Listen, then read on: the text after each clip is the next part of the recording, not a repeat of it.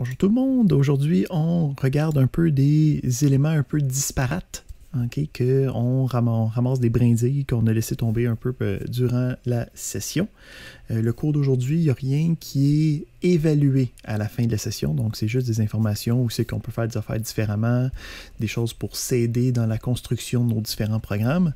Donc, on va aller regarder des environnements de développement intégrés, des Integrated Development Environments, ou IDE en anglais. Puis on va aller regarder comment utiliser des listes en compréhension. Donc c'est une manière alternative d'écrire des boucles. Puis finalement, on va regarder le principe de test unitaire. Donc on va commencer en fait avec la dernière partie aujourd'hui parce qu'on va aller travailler à l'intérieur par la suite, qui est les environnements de développement. Donc, jusqu'à présent, durant la session, on a utilisé Replit, qui est un site qui nous offre un service comme étant une plateforme de développement pour des applications en Python. Ça marche très bien, mais une problématique, c'est que rendu à un certain point ou rendu à une certaine taille de projet, il peut commencer à avoir certaines limitations par rapport au développement. Puis il y a aussi certains outils qui ne sont juste pas disponibles quand on travaille avec Replit. Donc, on va aller regarder aujourd'hui deux environnements de développement alternatifs qui peuvent mieux miser sur certaines forces ou certaines faiblesses, ou combler certaines faiblesses qu'on aurait vues dans le travail. Et ici... Donc, j'ai une autre question justement qui demande pour le travail pratique et l'intra. Donc, je suis en train aussi de corriger l'intra, puis je sais que la chargée de laboratoire est en train de corriger le travail pratique. Fait que ça devrait arriver dans la prochaine semaine pour savoir qu'est-ce qui se passe avec tout ça. On était donc dans le principe des environnements de développement. Donc, on va regarder deux environnements de développement qui ont des points forts très différents. Le premier, c'est un environnement qui s'appelle PyCharm, qui est fourni par une compagnie qui s'appelle JetBrains. Il y a une version gratuite que tu peux avoir, la version communautaire que tu peux télécharger et installer directement sur ton ordinateur. Donc, cette version-là, je vais vous montrer à quoi ça ressemble quand on l'ouvre. Le principe ici, c'est qu'on peut avoir des projets qui sont gérés localement. Donc, tu peux créer un nouveau projet, puis à l'intérieur, tu vas pouvoir décider c'est quoi l'environnement que tu utilises, c'est quoi les différents plugins, et ainsi de suite. On va aller regarder qu'est-ce que ça donne d'ouvrir un projet que j'ai déjà préparé, juste pour voir c'est quoi les possibilités par rapport à qu'est-ce que nous, on utilise avec Replit. Donc, le principe est sensiblement le même. Donc, on a ici le nom du projet, qui est un dossier, mais ici, ce dossier-là est un dossier qui est sur mon ordinateur. Ça veut dire que je peux aller chercher les fichiers, je peux aller en rajouter facilement, c'est pas un problème. Deuxième élément, on a nos différents fichiers .py. On peut ouvrir les différents autres fichiers. Donc ici, j'ai mis les fichiers du deuxième travail pratique à l'intérieur, juste pour qu'on puisse voir. Puis, on a ici le main.py.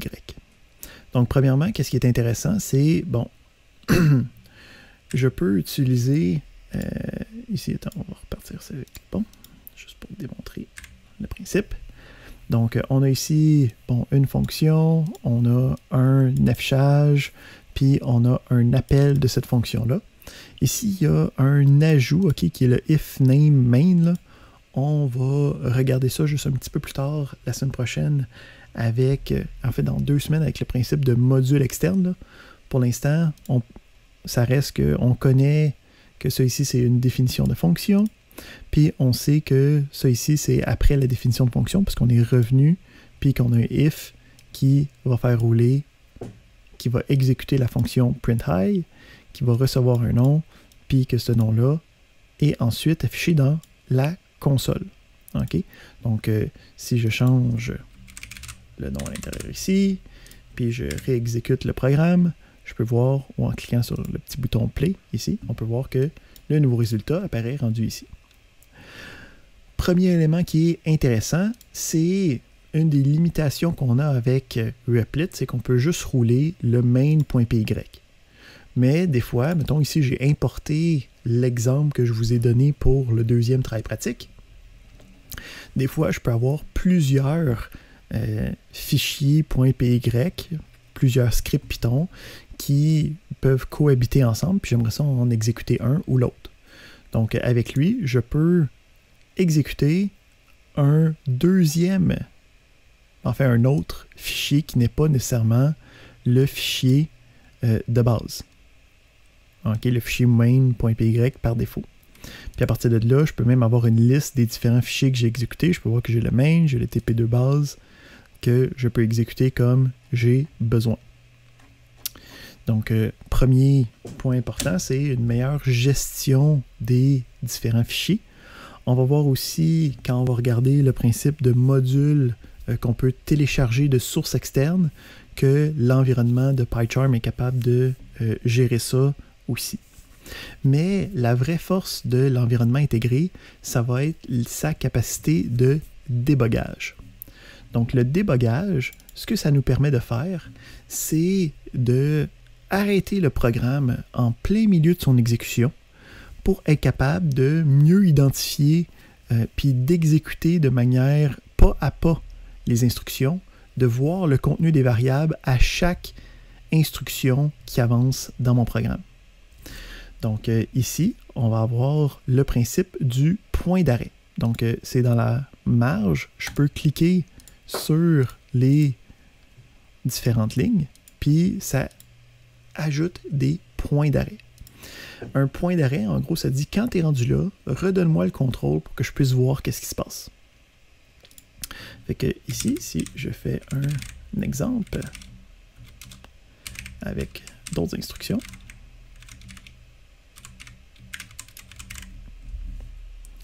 donc j'ai un point d'arrêt à ma ligne 9, puis je peux utiliser le mode de débogage à la place du mode run. Donc là en ce moment, je suis dans le main, je vais sélectionner le main pour faire rouler le bon programme, puis je peux le partir en mode de débogage. Donc en mode de débogage, ça le part, mais quand il est rendu à cette ligne-là, je peux voir ici qu'il y a une nouvelle fenêtre de debug qui apparaît, puis qui va me permettre d'avoir un plein contrôle sur l'exécution de mon programme. Donc, rendu à ce moment-là, j'ai la capacité de exécuter une à une les différentes instructions. En ce moment, je peux voir que celle-là ici est en bleu, là, ça veut dire qu'il est rendu là, il s'en va exécuter celle-là comme prochaine instruction. Puis à partir de là, j'ai différents boutons ici qui vont me permettre de dire, ben, je veux exécuter la prochaine instruction, voir qu'est-ce qui se passe après. Fait que si je clique une fois, je peux voir que le bleu a changé d'une place. Puis si je regarde dans la console, je peux voir que ça l'a exécuté la première des instructions. Si je reclique une deuxième fois, je peux voir que l'instruction est allée à la prochaine. Puis je peux voir que le prochain affichage a été envoyé. Si encore une fois, je clique, ça exécute le prochain. Puis là, je peux voir que j'étais rendu à la fin, parce que quand on a une fonction qui est appelée, ça va attendre ici, ça va exécuter tout ce qui était à l'intérieur, puis ça va revenir où c'est que c'était. Et que là, si je continue comme ça, je peux voir que le programme se termine normalement avec les différents affichages qui ont été faits. Puis j'ai eu le contrôle sur ces différents affichages. Autre point important du débogage. Donc je repars ça, je me remets en mode débogage. Ici, quand je suis rendu à l'intérieur de la fonction, j'ai un paramètre d'entrée. Puis le débogueur me permet de voir le contenu des variables à ce moment-là. Ça, c'est vraiment quelque chose de tout nouveau. Non seulement ça, si on ajoute d'autres éléments. Fait que ici, si je fais name, puis je dis name c'est égal à name plus auto.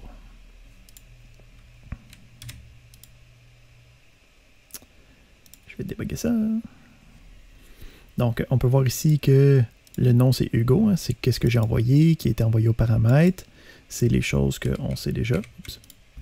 Si j'avance, j'avance et je construis une nouvelle variable name à partir de quelque chose d'autre. Je peux voir la variable qui est modifiée en temps réel avec le mode débogage.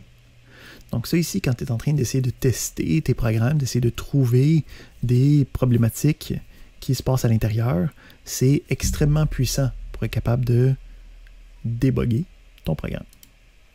Même principe, si on reprend le même principe, puis je l'applique à qu'est-ce qu'on a utilisé comme début de TP2, je peux mettre un point d'arrêt ici, puis on va exécuter ça en mode débogage. Puis on peut voir ici, bon, j'avais une ouverture d'un fichier que j'ai bien mis dans mon dossier, puis j'ai exécuté ma fonction JSONLoad qui a mis ça dans Nobel. Ben, le dictionnaire Nobel ici, je peux l'ouvrir, puis aller voir à l'intérieur les différentes informations que je peux utiliser. Au besoin, je peux même changer les valeurs. Je peux copier le nom de la valeur. Donc ici, je peux copier juste la valeur. OK. Donc, je peux même la changer si je veux. Donc, je peux vraiment aller voir tout ce qui se passe. Si j'avais une boucle, mettons, qui changeait les éléments, je pourrais aussi voir cette modification-là, cas par cas, à l'intérieur de mon projet. Donc ici, si mettons je fais des steps, je peux voir que ça va faire la book for plein de fois, ou ça l'affiche les informations dans la console, comme on avait vu durant l'élaboration du TP2. Donc, un environnement de développement local me permet d'avoir une meilleure gestion de projet et me permet particulièrement d'avoir une option de débogage de disponible, qui me permet de mieux contrôler le flux d'instructions, puis de voir le contenu de différentes variables à différentes étapes durant mon projet. Parfait, je mets ça de côté. On va aller voir le deuxième type, qui est aussi un environnement en ligne. En fait, je vais faire ça comme ça. Qui s'appelle Jupyter. Donc, Jupyter, c'est un autre environnement de Python qui se fait en ligne, mais lui qui est utilisé particulièrement dans les sciences des données, là, le data science, pour avoir une meilleure facilité de visualisation des problèmes. Donc, Replit est vraiment fait pour juste voir le code puis le résultat qu'on affiche. Jupyter, lui, se veut être une espèce de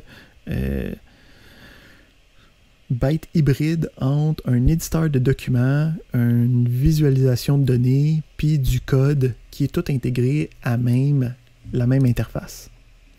Fait qu'il existe ce qu'on appelle les Jupyter Lab, ou plus anciennement, ce que vous pouvez voir aussi, ça s'appelait avant le Jupyter Notebook. Fait qu'on va aller voir à quoi ça ressemble le Jupyter Lab. Donc, il y a des manières d'installer ça localement sur son ordi, mais là, je suis en train d'utiliser un exemple qui est fourni par leur compagnie pour voir de quoi ça a l'air. Ça se passe quand même tout dans un browser, mais tu peux quand même l'installer puis l'exécuter de manière locale par la suite. Donc, le principe de Jupyter, c'est d'avoir du texte et à l'intérieur du texte, avoir le code qui me permet de voir c'est quoi les instructions que j'utilise pour régler le problème que je suis en train de présenter. Donc, Jupyter Lab, en fait Jupyter en général, est utilisé pour présenter des résultats de problèmes ou présenter des situations qui incluent du code pour résoudre les problématiques de ces situations-là. Donc, le principe, c'est qu'on a du texte qui a été écrit, puis à l'intérieur, on a des instructions de Python que je peux exécuter à mon bon vouloir. Donc, le principe ici, c'est que quand je suis... OK, on peut voir que c'est sectionné, là, ce qu'on appelle en cellules. Puis, il y a des cellules de texte puis il y a des cellules de code. Les cellules de code peuvent être exécutées, puis à l'intérieur, derrière, ça l'exécute le résultat de ça. Puis qu'est-ce qui se passe, c'est que je peux utiliser des résultats interactifs. Fait que ici, on a un élément qui me permet d'avoir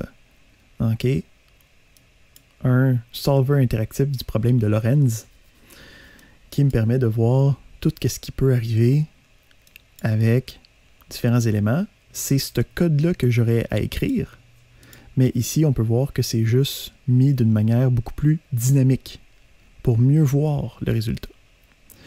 Mais si j'exécute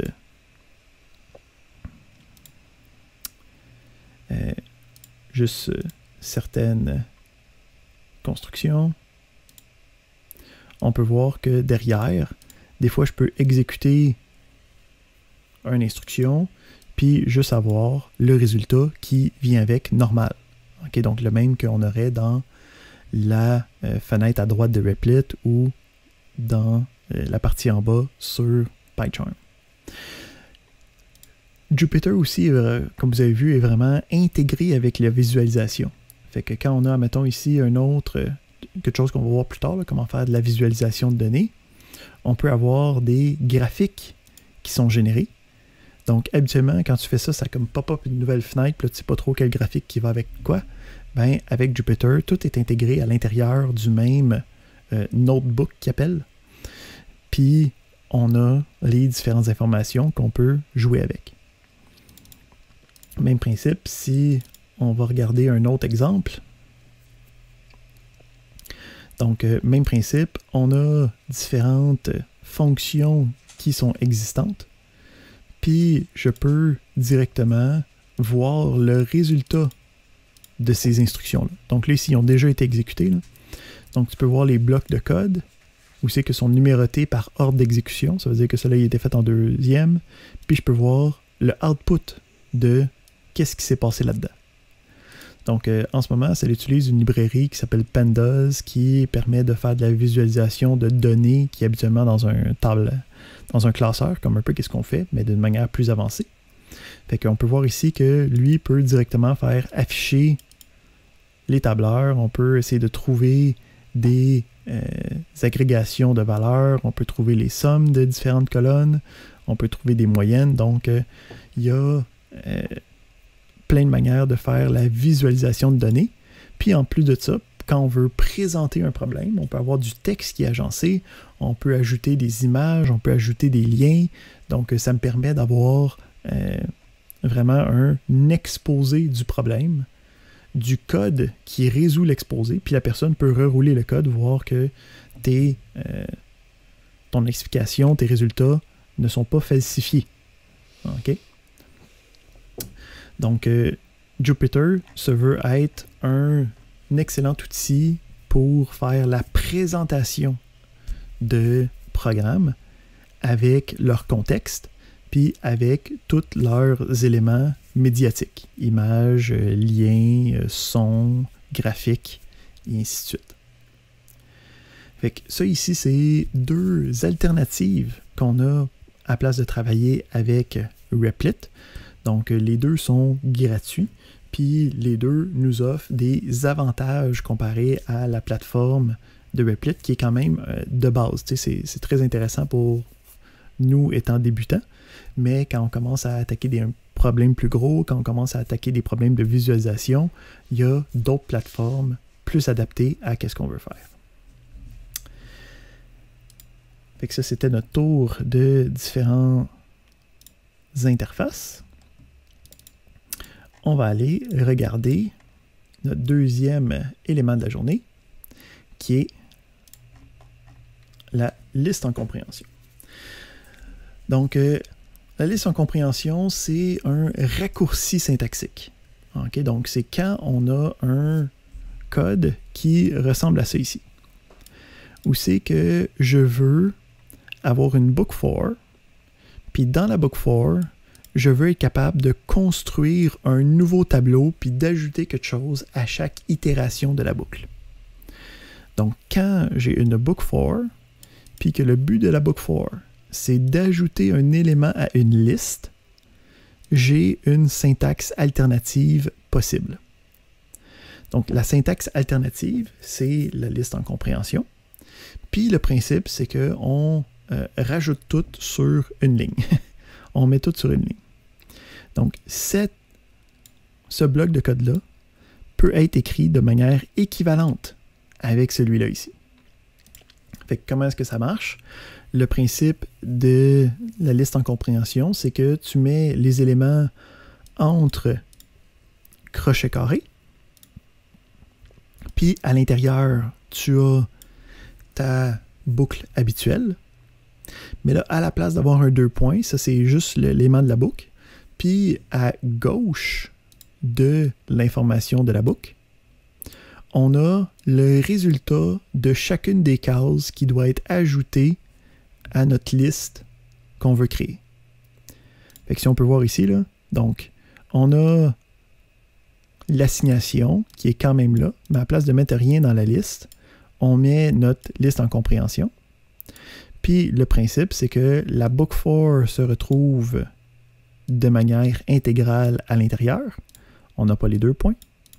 Puis, qu'est-ce qu'on voulait ajouter à notre tableau devient la partie avant la book for. Fait que ici, c'est une manière où c'est qu'on peut lire directement. Fait que on peut dire, tu sais, c'est fois, hein, c'est puissance à la 2. Là. Fait que tu prends x, tu le mets à la 2 pour tous les x dans le range 10. Donc, c'est une manière plus mathématique de pouvoir écrire un élément. On est capable aussi de travailler sur des conditionnels. Donc, encore une fois, la même prémisse. Donc, j'ai un tableau, je veux créer un tableau, puis le tableau est l'aboutissement d'une boucle for ou d'un if. Okay? Donc, tu peux même avoir des boucles for imbriquées. Donc, on a un exemple ici où j'ai un for, un deuxième for imbriqué, puis j'ai une conditionnelle. Puis ces trois-là imbriqués l'un dans l'autre, je veux quand même rajouter un élément dans un tableau. Ben, je peux écrire tout ça sur une seule ligne. Donc, le premier for va être là, suivi du deuxième for, suivi du if, puis qu'est-ce qu'on rajoute habituellement à l'intérieur de notre tableau? On le met à gauche, tout cela avec notre crochet carré de chaque bord. Fait que la liste en compréhension, ça fait rien de plus que qu'est-ce qu'on connaît déjà. C'est juste une alternative syntaxique pour être capable de parfois avoir une plus grande lisibilité. Donc ça, c'était notre deuxième point de la journée. Donc on a vu les environnements de développement, on a les listes en compréhension, il nous reste le principe de test unitaire. Donc le principe des tests unitaires, c'est quand on est en train de créer un paquet de fonctions pour un problème donné. Souvent, on veut s'assurer que tout est fonctionnel dans une fonction avant de commencer à l'utiliser dans un autre programme, dans un autre plus gros problème. Donc, ça devient intéressant de pouvoir tester les différentes fonctions, puis on aimerait ça être capable de les tester de manière automatique pour ne pas avoir à écrire un paquet de différentes valeurs possibles, puis que tout ça se fait de manière semi-automatique. Pour être capable de faire ça, donc, il y a un paquet de tests possibles. Nous, ce qu'on va voir, c'est les tests de base qui demandent l'utilisation de la fonction, l'instruction assert. Donc, l'instruction assert, son but dans la vie, c'est de valider quelque chose qui doit absolument être vrai. Donc, un assert en anglais, c'est que si ça ne marche pas, il faut absolument arrêter le programme pour dire qu'il y a quelque chose de fondamentalement pas correct. Fait que comment la assert marche, on va se faire un petit test ici. Fait qu'on se crée un nouveau fichier, puis on va l'appeler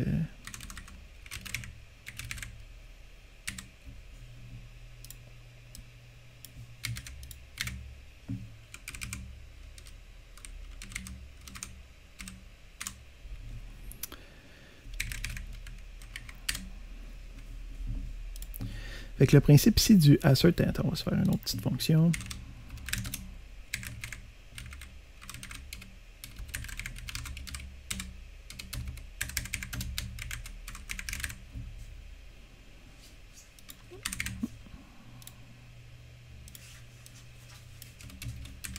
Fait que le but du assert, donc là en ce moment j'ai juste fait un script de base, j'ai un test assert qui est exécuté ici.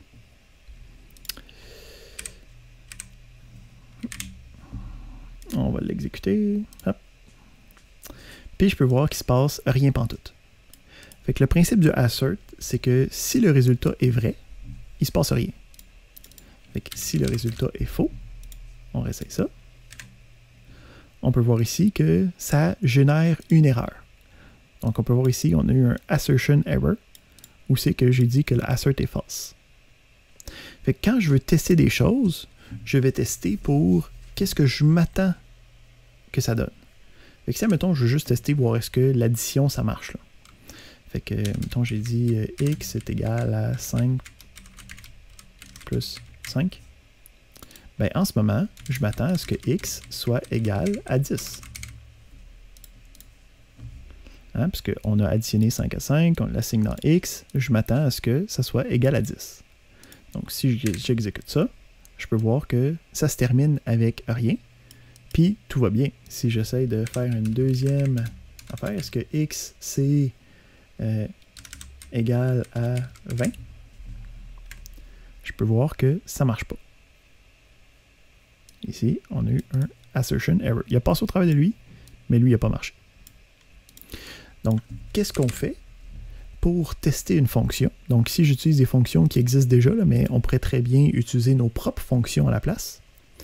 Le principe, c'est d'avoir un appel de la fonction.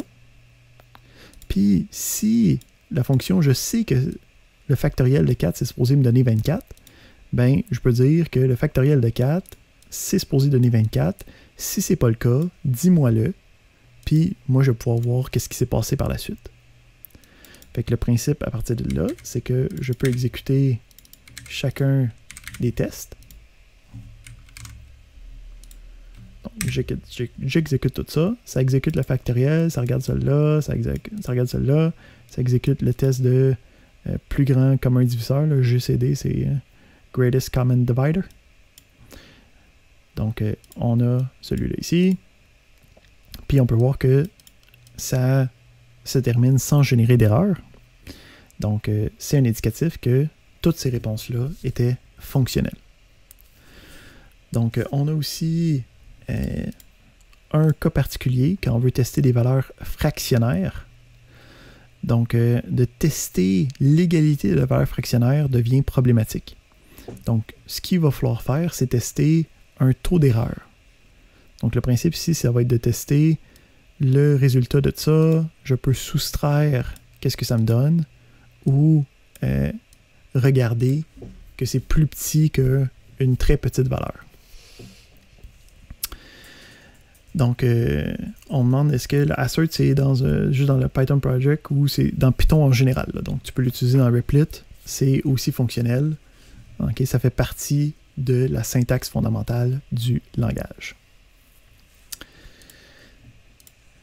Donc, ça te permet de créer des fonctions de test pour t'assurer que ça donne la bonne chose.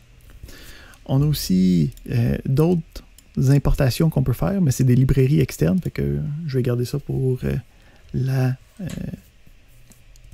notre cours sur les librairies externes.